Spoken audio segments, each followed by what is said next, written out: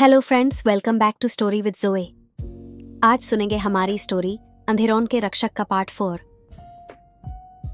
रक्षासन की सेना जंगल के अंदर बैंड थी, लेकिन लक्ष्या के दिल में एक अजीब सी बेचैनी थी।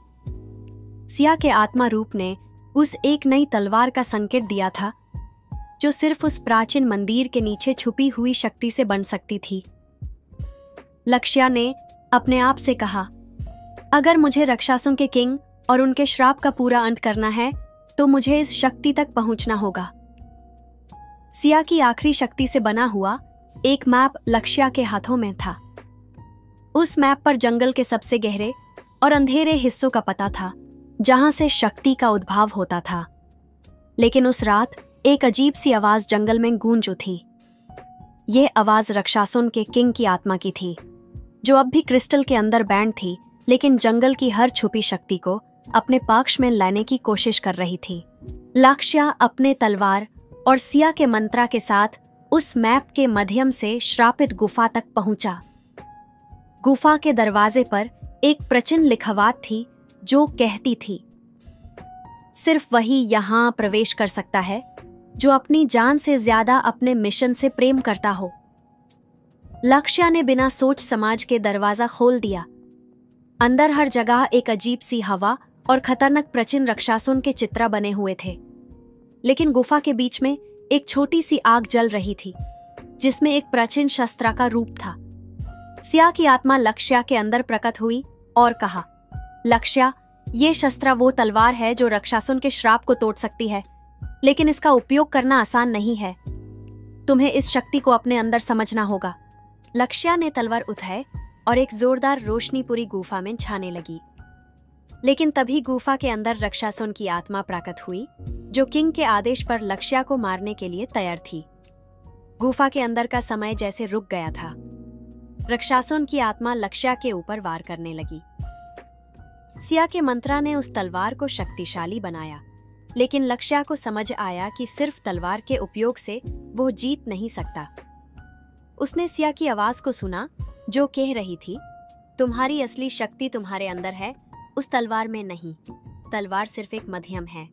लक्ष्या ने अपने अंदर की शक्ति को जगाने की कोशिश की। उसके हाथों से रोशनी निकालने लगी, जो तलवार के साथ मिलकर एक और शक्तिशाली रूप ले रही थी। रक्षासुन की आत्मा धीरे धीरे कमजोर होने लगी, लेकिन वो पूरी तरह खत्म नहीं हुई। रक्षासुन की आत्मा के मुखिया ने कहा, तुम कितनी भी कोशिश कर लो, जब तक तुम किंग के क्रिस्टल को पूरी तरह तोड़ नहीं देते, हम हमेशा लौटेंगे। लक्ष्या ने तलवार को अपनी शक्ति के साथ मिलाकर गुफा के अंदर एक बैरियर बनाया, जो रक्षासुन की आत्मा को वहां से निकालने नहीं देगा। लेकिन अब उसका अगला लक्ष्य क्रिस्टल को पूरी तरह तोड़ना था। सिया की आत्मा ने उसे कहा, क्रिस्टल तोड़ने के लिए तुम्हें जंगल के सबसे गहरे कोने तक जाना होगा, जहां उसकी असल शक्ति छुपी हुई है। लक्ष्या ने गुफा से बाहर आकर एक और शपथ ली, मैं अपने सफर को अधूरा नहीं छोड़ूंगा। रक्षासुन के श्राप का पूरा अंत करके ही लौटूंगा। लेकिन जंगल के बाहर एक नए खतरे ने उसका इंतजार किया। रक्षासुन के नए नेता वयु राक्षस ने क्रिस्टल के दूसरे टुकड़े तक पहुंचने का प्लान बना लिया था। लक्ष्या जंगल के गहरे हिस्से में अपने नए मिशन पर चल दिया। सिया के दिए गए मंत्र और तलवार की शक्ति के साथ उसके अंदर एक अलग ही हिम्मत थी। लेकिन जंगल अब और भी खतरनाक हो गया था। रक्षासुन के नए नेता वयु राक्षस ने अपनी सेना के साथ जंगल को अपना मैदान जंग बना दिया था। लक्ष्या को जंगल के हर कोने में एक अजीब सी गुनगुनाहट सुनाई देती थी, जो उसका ध्यान भटकाने की कोशिश करती थी। सिया की आवाज उसके अंदर गुंजी, लक्ष्या, यह वयु राक्षस का चक्रव्यूह है। तुम्हें अपने मन को शांत रखना होगा, वरना यह तुम्हें तुम्हारे रास्ते से भटका देगा। लक्ष्या ने अपने विचार को एकत्रित किया और तलवार की रोशनी का उपयोग करके अपने आगे के रास्ते को साफ करना शुरू किया। लेकिन तभी एक जोर की आंधी चली और उसका मैप हवा में उड़ गया। वयु राक्षस ने अपना रूप दिखाया, एक हवादार और रोशनी से भरी हुई पर भयानक शक्ति का मालिक।